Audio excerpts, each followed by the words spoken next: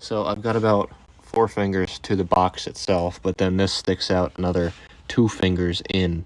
So I'm gonna need to run this one forward and down, like kind of like S-turn it like that, and then this one I might honestly just hard left and then join into this one. After extensive modification, well, it still rubs, but I'm gonna try and move the whole motor over a little bit farther. The line of tape is where the this is where the crossmember used to be flush with the tube, but if I can drive it another 1/8 of an inch over, I think I'll be okay.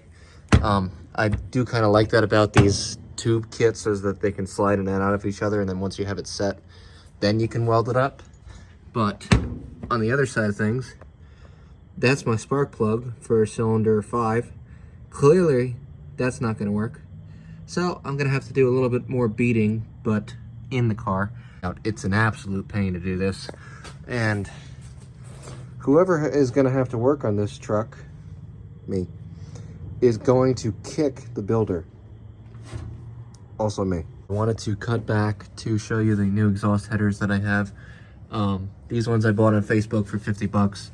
They have the 2 center pipes being the inset pipes, as opposed to typical header huggers being the outset pipes. So with this setup like that, I was able to not have any clearance issues with these 2 pipes, although I did have some issues with this pipe. What I did was hammer this flat and then cut the back out of it and basically move the whole thing in 1 inch. But it looks uglier than it is. I didn't take any pictures of it while I was working because I just lost track of time. All right, guys, so I've done a little bit of work on this.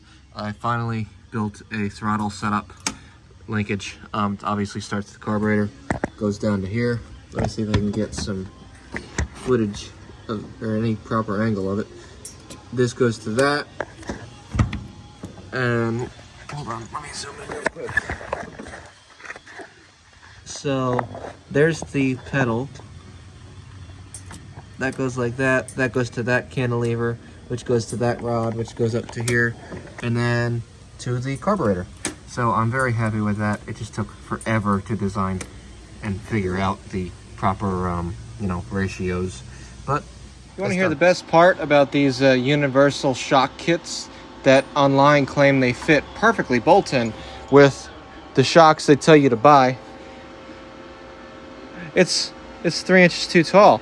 That shock won't compress. If I try to bolt it up to the frame, there to there, the shock's bottomed out, and I need at least 3 inches of travel.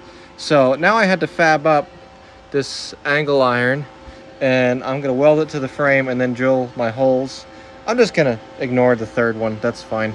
I might just punch another hole in this farther down when it's on the bracket like that. But yeah, don't you love having to make stuff for your bolt-in fab freaking bolt crap? I can't even speak. I need to put the shocks on and cut the holes in the inner fenders before I can put the clip on it. And I can't start it until the clip is on because of the coolant system, and I need to run the fuel lines on the fender. We reached roadkill levels of doing things now. It's in the rain. Of course, I didn't get the tent up before everything got soaking wet. So now I need to lay on all of this. And I also need to weld. So, oh, that's good. It's dripping right onto my welder. I need to move that. All right, I've got my welder under the perfect tarp. Just a floor mat from an Astrovan, or no, Windstar actually. Anyway, I have this mostly welded on. Welds are all right. Frankly, I don't really care. It's just gonna hold the shock on. It's not, you know, holding the frame together. But I just need to replicate that bracket to this side and do it all over again. All right, I've got both shocks mounted, and I've got this hanging from the cherry picker. So I'm gonna try and mount that. We'll see how it goes. Just like everything else that I ever plan, I was getting ready to put this on, and well, one, I'm destroying the paint on this because I'm trying to do it myself, but it hooked the rust that I knew was here and ripped it right out the side of the truck. So I guess this is worse than I thought. So I'm gonna have to patch this first before I can put the fender down. All right, so I think I have majority of the rust removed. That's what it's looking like. That edge isn't all that good. Oh Jesus, the camera. I don't want to take any more metal off of this because I really don't want to mess with that curve. I might take a little bit more, but I'm afraid if I go up to the edge, it'll just blow out and then I'll really be screwed. So we'll see what happens. But I'm gonna rattle can this. Hopefully it lasts a little while longer this time. I ground all this down to bare and it actually didn't clean up too bad. All right, so I've got this all welded up. I ended up having to kind of fill a whole chunk of the inner fender as well. But this is the patch. Doesn't look too bad, and honestly I don't really care if it did. I just need this to not, you know, disintegrate. So that's gonna be what it's gonna be. And unfortunately that did blow through, but I'm gonna see if I can't fit something in there and just fill it with caulk or something to try and slow that down. I really don't want to pull this whole thing apart, and if I do, it's going to be at a later date. You know, I can fix that with the fenders on out here, but this was what I couldn't fix with the fenders on, so that's why I'm doing all that now.